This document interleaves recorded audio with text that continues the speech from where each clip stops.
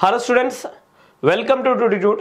So మనకి ఏఎల్పికి already notification వచ్చింది, అప్లై చేసిన వాళ్ళు ఉన్నారు.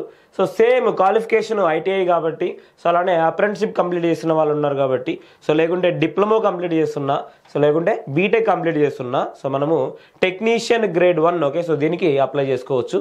సో దీంట్లో మనకి ఇచ్చిన సబ్జెక్ట్ ఏంటంటే so basic science and engineering. Okay, so basic science and engineering. So ఇదే సబ్జెక్ట్ మనకి ఏఎల్పిలో కూడా ఇచ్చారు. ఓకే, సో ఇదే సబ్జెక్టు అంటే సబ్జెక్ట్ నేమ్ మాత్రమే సేమ్. ఓకే, ఇక్కడ ఏఎల్పికి సంబంధించినది బేసిక్ సైన్స్ ఇంజనీరింగ్ ఉంది, అలానే technician grade 1 okay, so technician grade 1కి సంబంధించింది కూడా బేసిక్ సైన్స్ అండ్ ఇంజనీరింగ్ అనేది ఉంది. ఓకే, సో రెండింటి సిలబస్ సేమా అని చెప్పేసానంటే రెండింటి సిలబస్ సేమ్ కాదు. ఓకే, అక్కడ మనకి ఇక్కడ ఓకే, సో ఏఎల్పికి సంబంధించిన సిలబస్లో మనకి మెయిన్ సబ్జెక్ట్ ఏంటంటే drawing. Okay, so drawing. Okay, so drawing, engineering drawing. Okay, so ప్రతి స్టూడెంట్ ఇంజనీరింగ్ డ్రాయింగ్ చదివిన వాడే. ఓకే, సో ఎవరైతే ఇంజనీరింగ్ డ్రాయింగ్ చదువుతారో ఓకే, సో వాళ్ళు మాత్రమే సో ఈ ఎగ్జామ్ క్వాలిఫై అవ్వడం జరుగుతుంది. ఓకే, సో కరెక్ట్గా చెప్తున్నామండి ముందే.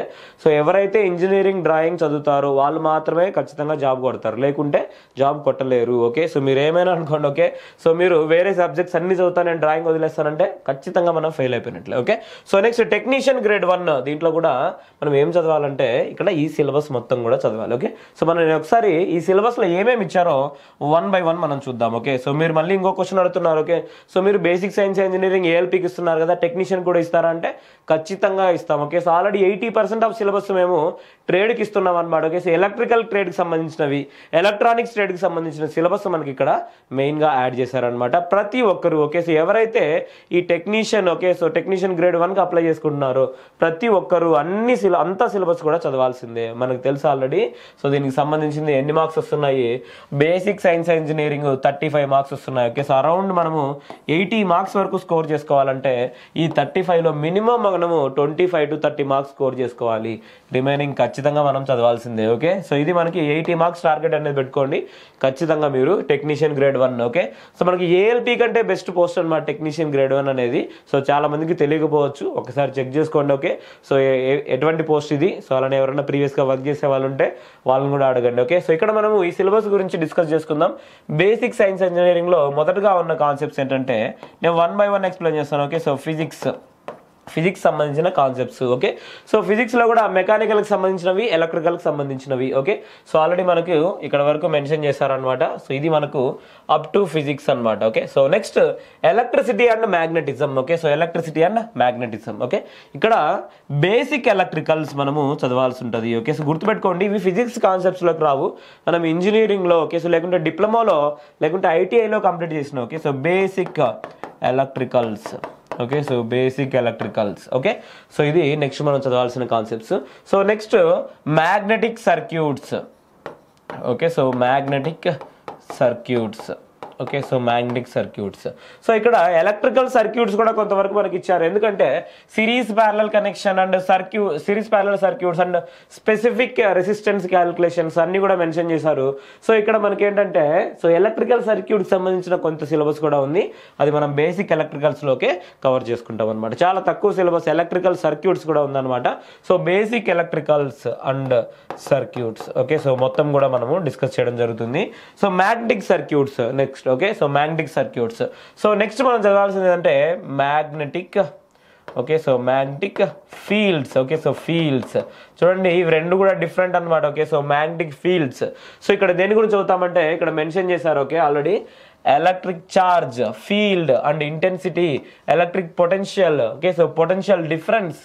ఓకే, సో నెక్స్ట్ సో దీనికి సంబంధించిన syllabus. Okay, so Ampere's law. Okay, so ఇవన్నీ కూడా మనకి సో దీనికి సంబంధించిన సిలబస్. ఓకే, మ్యాగ్నెటిక్ ఫీల్డ్స్, అలానే Faraday's law of electromagnetic induction, Faraday's laws electromagnetic induction. Okay, so ఇవన్నీ కూడా magnetic circuits and magnetic fields సంబంధించిన సిలబస్ అనమాట. ఓకే, సో ఖచ్చితంగా మనం ఇవన్నీ కూడా చదవాల్సిందే. ఓకే, సో నెక్స్ట్ మనకి ఇచ్చిన సిలబస్ ఏంటంటే ఇక్కడ basic electronics. Okay, so basic electronics. Okay, so ఇక్కడ రాస్తున్నాను.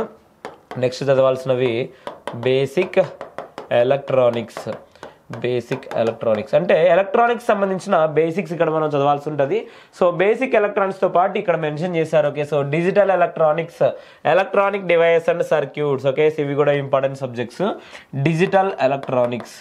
ఓకే సో డిజిటల్ సో ప్రతి ఒక్కటి నంబర్ సిస్టమ్ నుంచి ఓకే సో నెంబర్ సిస్టమ్ నుంచి బూలియన్ ఆల్జీబ్రా నుంచి ఓకే సో కాంబినేషన్ సర్క్యూట్స్ కేఎంఎఫ్స్ అలానే మనం సింప్లిఫికేషన్స్ సో నెక్స్ట్ మనము కౌంటర్స్ ఓకే సో అలానే ఫ్లిప్ ఫ్లాప్ సంబంధించినవి అలానే ప్రతి ఒక్క డిజిటల్ ఎలక్ట్రానిక్ కాన్సెప్ట్స్ అన్ని కూడా మనము చదవాలి ఓకే సో ఎలక్ట్రానిక్స్ మనం ఆల్రెడీ ఈ కోర్స్ అనేది ప్రొవైడ్ చేస్తున్నాము digital electronics okay so complete syllabus అనేది మనము డిస్కస్ చేయడం జరుగుతుంది ఓకే సో ఇక్కడ so digital electronics okay so next దీనికి సంబంధించిన సిలబస్ ఏంటంటే AEDC okay so electronic devices okay so electronic devices okay so చాలా చాలా ఇంపార్టెంట్ ఎక్కువ నెంబర్ ఆఫ్ క్వశ్చన్స్ మనకు దీనికి సంబంధించినవి ఉంటాయి ఓకే సో ఎందుకంటే మన డిపార్ట్మెంట్ పోస్ట్ ఏంటంటే ఇది సిగ్నల్కి సంబంధించిన డిపార్ట్మెంట్ కాబట్టి ఎలక్ట్రానిక్స్ సంబంధించిన క్వశ్చన్స్ ఎక్కువగా మనకు ఉంటాయి ఓకే ఇక్కడ micro processor and micro controllers okay so next topic so micro processors and micro controllers okay so microprocessors and